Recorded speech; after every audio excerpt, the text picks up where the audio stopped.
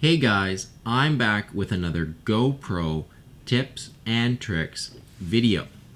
In this video, I'm going to be showing you how you can make a mini GoPro clamp mount using one of these, it's one of those clamps on a bar. So it's got a really big reach. You can clamp onto anything up to 6 inches in diameter. So you can get 6 inches of grab on this, and then our camera is going to be on the end of it. So it's going to be a really versatile mount. It might not be the most secure mount in the world, but if you're going to be mounting your camera off, not on your activity, but you're going to be mounting it onto something that's not moving to shoot what you're doing, say you're mounting onto a skateboard ramp, or you're mounting onto a tree, or you're mounting onto a fence, or something like that, so you can shoot the activity that's going to be going by your camera. This kind of mount is great. It's fast to set up, it's fast to take down. You can throw it up, the thing can go by, and then you can have it down in seconds. So mounts like this are really handy to have in your bag, and you find that you actually use them more than you would expect. So what I'm going to do here, I picked this up at the hardware store. It was really, really cheap. It was $3 for the clamp, and then I needed 2 pieces of hardware to make it work. I needed a bolt. It's a 1/4 by 20 inch bolt. It's a 3/4 1/4 by 20 bolt, and then I needed 2 1/4 by 20 nuts to go with it.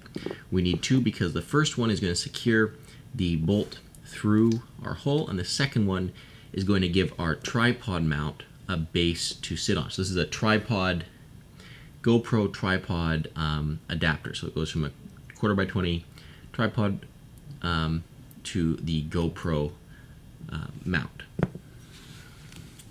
The next step is to find a place on our clamp where we can run our bolt through. Each clamp that whatever clamp you use is going to be probably different than mine. In my case, I found a nice little spot through here. The hole was almost already big enough for my bolt to fit through, but I'm just going to have to enlarge a little bit. So in this case, we need a drill, 1/4 inch drill bit, and then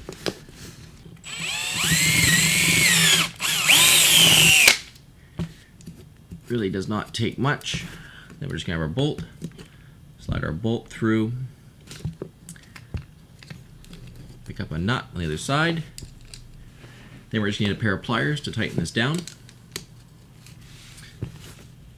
So then once our bolts are tight, or once our bolt is tight, we can see that there's now more bolt sticking out here than the tripod mount can take. And what this means is that the tripod, this bolt is going to bottom out on the bottom of the tripod mount before it gets tight. And now this isn't good because this means we have no control over what angle the tripod mount is going to be facing, and we would like some. So what we can do is take another bolt, and now depending on how